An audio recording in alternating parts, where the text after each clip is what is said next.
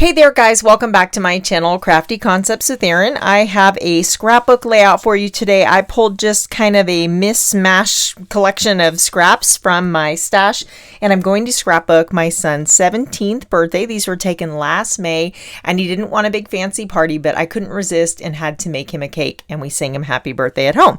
We're going to do a lot of background stamping on this layout, so dust off those stamps and let's get started.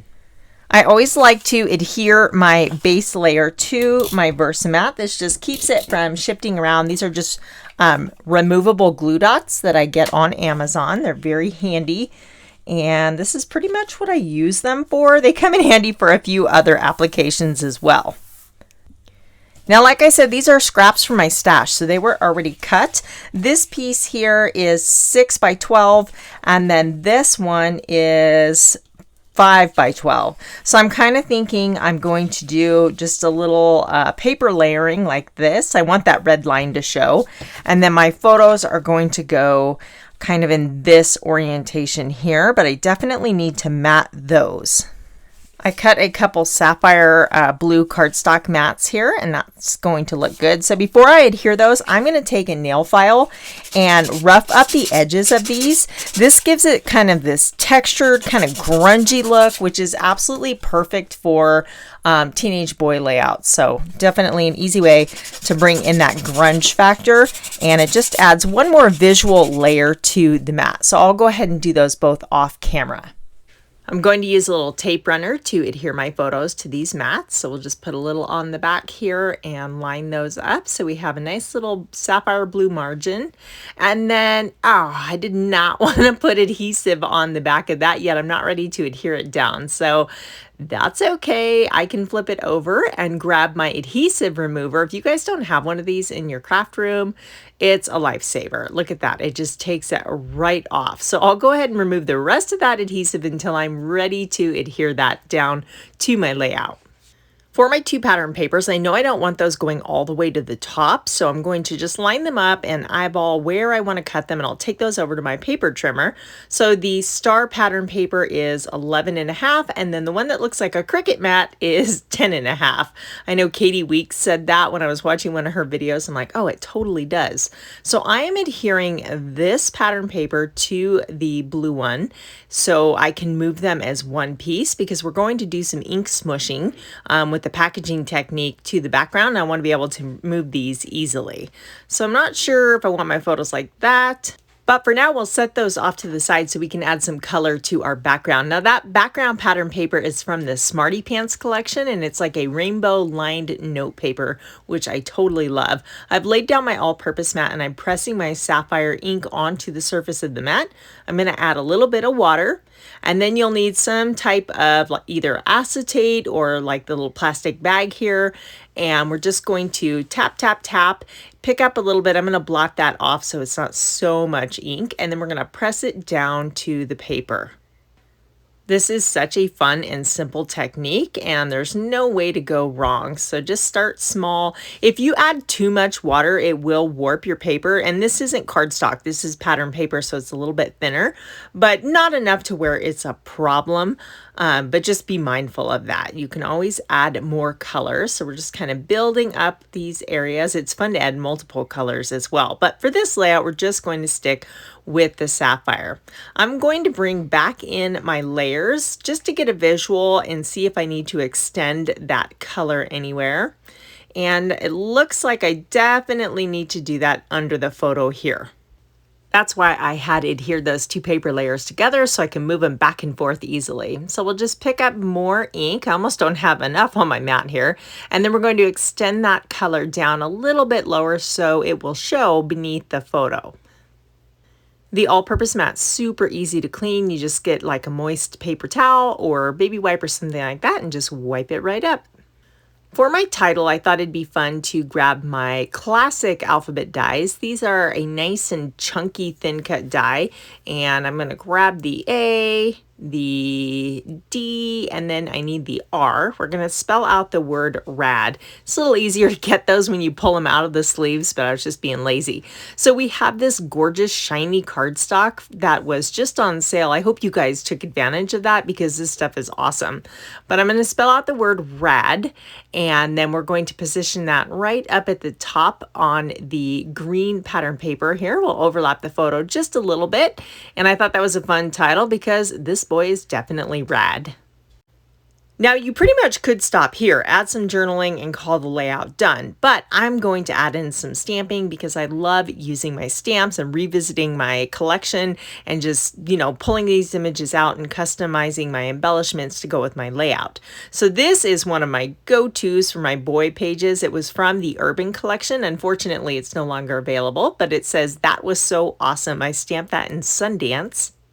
And now I'm grabbing my black ink and I'm reaching for my perfectly imperfect patterns. This time we're going to use this kind of little grid stamp here, and I'm not even putting it on a block because I want it to be uneven and have that distressed look.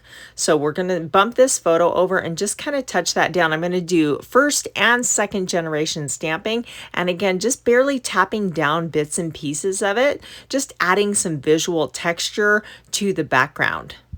I'm going to start conservatively here because we can always add more. Let me bring my photo back in and just give it a good visual here once over. And I'm thinking we need a little bit more of this kind of down on the lower right hand corner. So we'll just grab our stamp, add a little bit more, and there. I'm liking the way that is looking. From that same stamp set, I have grabbed this little chevron and the arrow in a circle, and we're going to ink these up in black ink and create kind of a horizontal visual line anchoring the photo. So I'm stamping right over where we added the ink smooshing in the sapphire ink, and the black stands out nicely. It's a good contrast, and arrows are always fun because they kind of lead your eye around the page, so they are a great embellishment, and arrows work for just about anything. I love using them. So I think that looks good, and now I'm going to grab this stamp also from my stash. There's this little piece here that says Life Captured. I'm going to ink that up and stamp it in the Sundance color.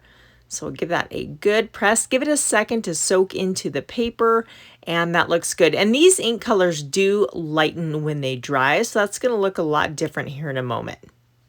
I did decide to restamp that in blue just in case I wanted to use that. And then I went for the numbers and cut out 17 because it's his 17th birthday in that same shiny cardstock. And then I did use this little tabs thin cut set to create this tab that I'm going to tuck over the top of the photo, and I'll write the date on that here in a little bit. So I'm just going to kind of audition these little elements here, and definitely not up top. We need to spread that color out and create that visual triangle with this Sundance color. So I brought in this circle to help that stand out more, and I'm going to bring it over here because there's too much of the white going on the right hand side of the page, and it'll pop more over here on the left. So to balance that out, yeah, see, this definitely needs to go here. See how now we've created those 3 points with this same color? And then we can layer this right over the bottom. For continuity, I'm going to grab my Perfectly Imperfects pattern stamp set again. That's a mouthful. And then just use one of these little ink splotches to add some color to this circle so it's not so stark white on the page. And that'll help the numbers kind of stand out too and just give it a little bit of character. I am going to do second generation stamping so it's lighter. So I will stamp it on a piece of scratch cardstock and then directly to my circle, and you can see how we get to the lighter shade of that sapphire. And then I can bring my little numbers back in, and there, I think that looks good. From the Cake Day collection, there are several word stickers from the sticker sheet, and I really love incorporating word stickers, and these match perfectly. So this one says 1 year older, and then this one says celebrate you. I'm going to kind of anchor the 17 with that, and then we have birthday boy. So I don't want the birthday on the green because it would blend into that background. So that's gonna work perfectly just like that. I'm going to add a few more of those black stamped arrows because I want to spread that black color out and carry those arrows all the way across. It's a little bit higher, but that's okay. Notice that we have 3 points of color with the ink smooshing as well.